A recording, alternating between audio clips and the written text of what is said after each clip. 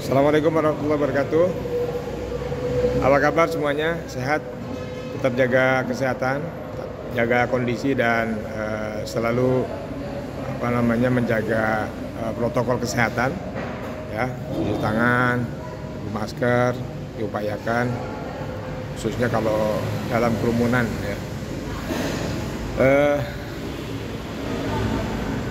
Salam sehat semuanya, salam sejahtera. Puji syukur kita panjatkan kepada Allah Subhanahu wa taala bahwa kita pada hari ini bisa kembali ya dalam kegiatan dan agenda kita mengikuti perkuliahan. Dan saya berharap semuanya dalam keadaan baik-baik. Dan saya mengingatkan terus memberikan konten kebaikan melalui media sosial, karena itu adalah salah satu cara dan investasi kita untuk menyampaikan kebaikan kepada siapa saja. Karenanya saya menganjurkan kepada saya dan kita semuanya untuk selalu memberikan pencerahan dalam bentuk konten-konten materi. Kebetulan saya memberikan kewajiban ini agar semua kita bisa berpartisipasi, ya, bukan sebagai beban, tapi sebagai partisipasi kita sebagai warga negara dan warga bangsa untuk menyampaikan konten positif atau konten yang baik. Tema kita pada hari ini adalah sholat solusi saat krisis. Ya, kita mengetahui bahwa sholat merupakan solusi bagi kita, solusi atas masalah-masalah dalam kehidupan kita.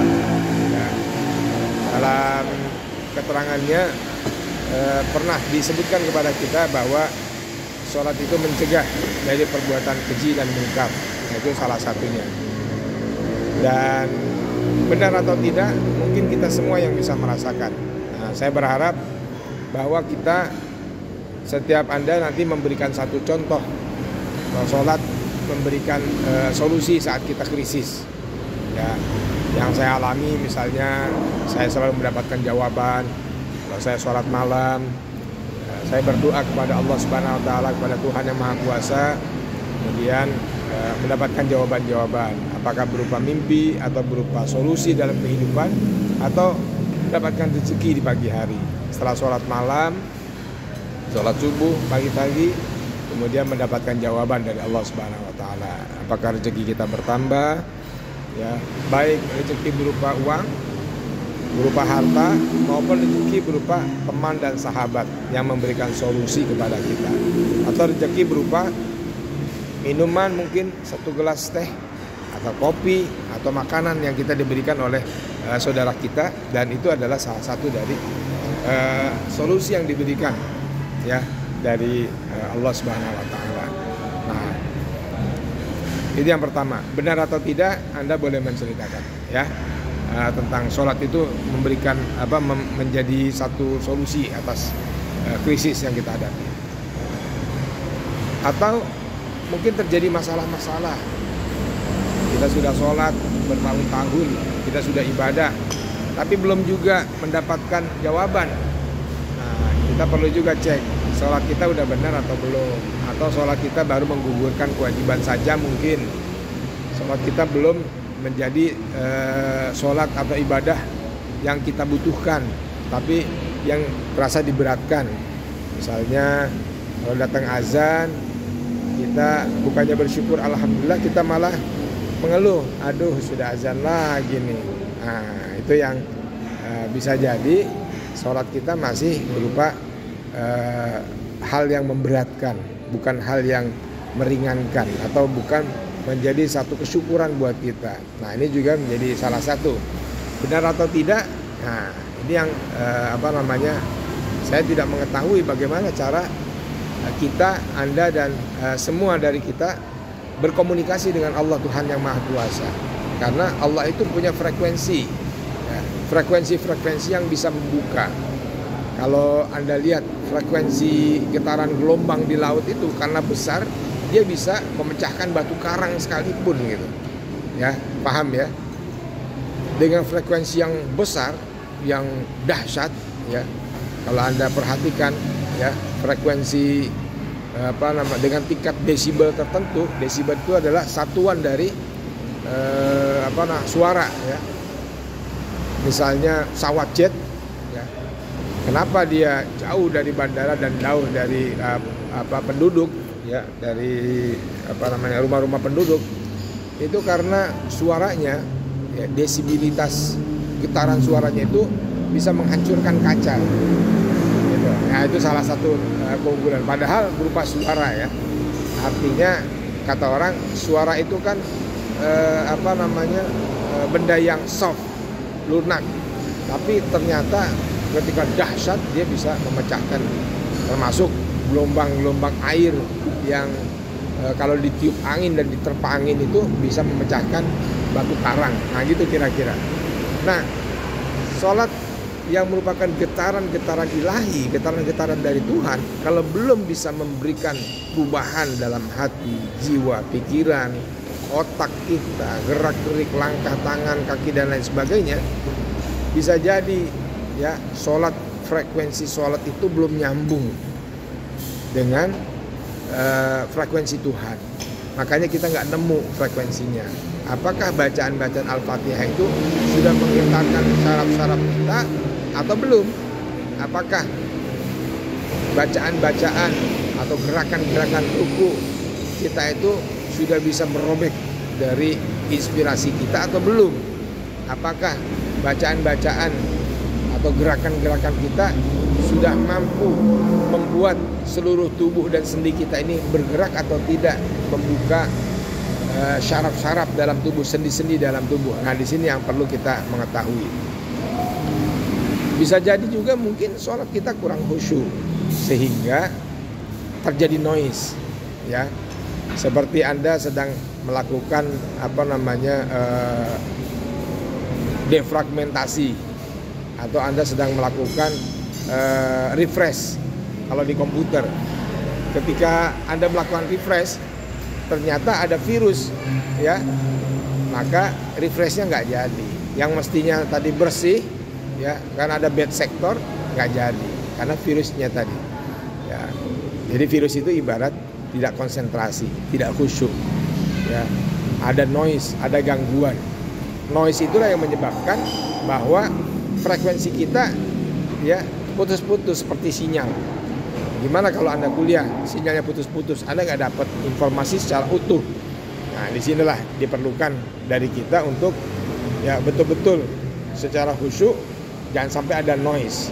Waktu ruku, waktu sujud, waktu baca surat Al-Fatihah, waktu takbiratul ihram, waktu kita membaca doa iftitah, waktu kita duduk tahiyat awal, tahiyat akhir, tetap concern. Artinya the way of Allahnya itu muncul selalu on the right track. Ada jalan tol yang kita siapkan, tidak kemana-mana. Itu yang bisa jadi.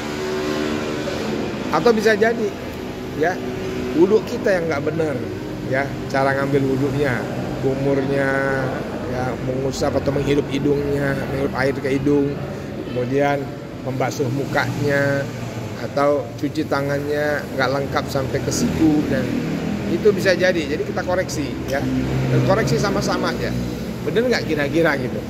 Nah, itu bisa kita lihat. Atau bisa juga, ya, sholatnya benar tapi caranya tidak, ya. Sholatnya sudah benar tapi caranya tidak, cara-caranya, takbirnya misalnya, ya, sholat tapi gerakannya masih noleh kanan noleh kiri gitu, dan lain sebagainya. Makanya kita perlu belajar, ya. Saya tidak perlu mengajarkan tentang bagaimana tata cara sholatnya, tapi bagaimana Anda khusyuk fokus dalam ibadah itu yang terpenting gitu. Ya, kalau tata cara sholatnya Anda bisa baca buku Ibnu Taimiyah misalnya. Anda bisa baca pelajaran-pelajaran, karena sejak dulu kan sudah belajar, ya kan, cara-cara sholat dan lain sebagainya. Hanya tinggal bagaimana kita merapihkan semua bacaan-bacaan sholat, gerakan-gerakan itu menjadi gerakan-gerakan yang hidup bagi kita, ya.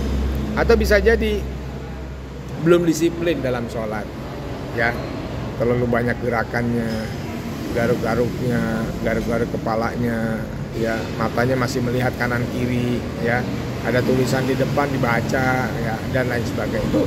Itu menjadi hal yang lumrah. Tapi meskipun itu terjadi, yang terpenting itu adalah kita tetap bisa fokus. Misalnya ada bacaan di depan secara tidak sengaja, ya pada saat kita mendongakkan kepala begini, kita lihat ada tulisan, itu nggak ada masalah, tapi kita tetap bisa fokus, ya hanya sekedar baca, tidak diresapi atau tidak direnungi. Nah, kita tetap dengan bacaan sholat kita itu nggak ada masalah gitu. Artinya kita tetap fokus. Istilahnya kalau naik mobil di jalan tol atau di jalan ada lubang sedikit kita belok, ada lubang lagi kita menghindar dan seterusnya, tapi kita tetap terus di jalan. Nah itu ya, istilahnya nggak ada masalah ya. Tetap kita tujuannya, fokusnya adalah mencapai tujuan yang kita harapkan. Kemudian sholatnya tidak terburu-buru ya.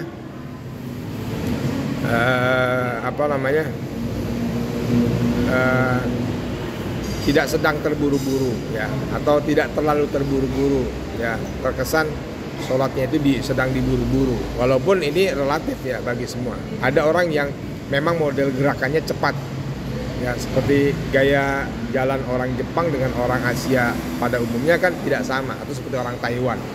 Itu coba Anda perhatikan, gaya jalan orang Jepang dengan kita itu kan berbeda ya. Anda boleh lihat di CCTV-nya atau di YouTube ya, bagaimana orang Jepang berjalan itu lebih cepat gerakannya. Bukan berarti mereka terburu-buru, enggak, karena memang kebiasaan ya, kebiasaan. Jadi bagi Anda yang sholatnya cepat, saya yakin juga bukan terburu-buru tapi kebiasaan. Tapi memang lebih bagus atau lebih baik ya diatur ritmenya lebih bukan slow ya, tapi lebih meresapi, lebih merasakan, lebih menikmati bacaan-bacaan itu, sehingga setiap bacaan itu punya getaran frekuensi yang bisa nyambung frekuensi Tuhan dengan frekuensi bacaan yang kita baca ya, tekanan-tekanannya, intonasinya dan lain sebagainya. Itulah makanya kenapa orang yang baca Al-Quran itu bisa bisa menggetarkan jiwa, karena dia membaca dengan intonasi yang ketemu dengan frekuensi Tuhan gitu. Nah, itu salah satu di antara rahasianya. Dan yang terakhir, bahwa krisis di masa Nabi itu solusinya adalah sholat. Dulu Ali bin Abi Thalib pernah kena panah kakinya ya, dia minta tolong cabut panah saya ketika saya sholat. Nah, itu salah satunya ya. Juga yang lain-lain banyak, saya kira Anda juga boleh ya mencari ya video atau keterangan-keterangan benarkah sholat itu menjadi salah satu solusi, atau benarkah sholat itu menjadi solusi bagi hidup kita, hidup lebih baik, hidup lebih banyak kenikmatannya, hidup lebih banyak mendapatkan solusinya ya. Mungkin juga dengan sholat kita bisa selalu mendapatkan jawaban dari Allah Tuhan Yang Maha Kuasa, dan kita terus bisa mengembangkan, kita terus bisa memperbaiki, kita terus bisa meningkatkan kapasitas kita dalam ibadah sholat kita itu. Biasanya orang yang tidak tertib itu karena mungkin sholatnya juga tidak tertib. Itulah sebabnya ada satu hadis ya disebutkan bahwa la tazulu qadama 'abdin yaumal qiyamati as-shalah. Tidaklah bergerak seseorang nanti pada hari kiamat ya, kecuali ya mereka ditanya tentang sholatnya. Idza saluhat saluha amalu kullu. Kalau sholatnya baik, maka baik juga amalnya. Wa idza fasadat fasada amalu kullu. Kalau amalnya, sholatnya tidak baik, maka tidak baik juga. Begitu kira-kira hadis Nabi menggambarkan kepada kita.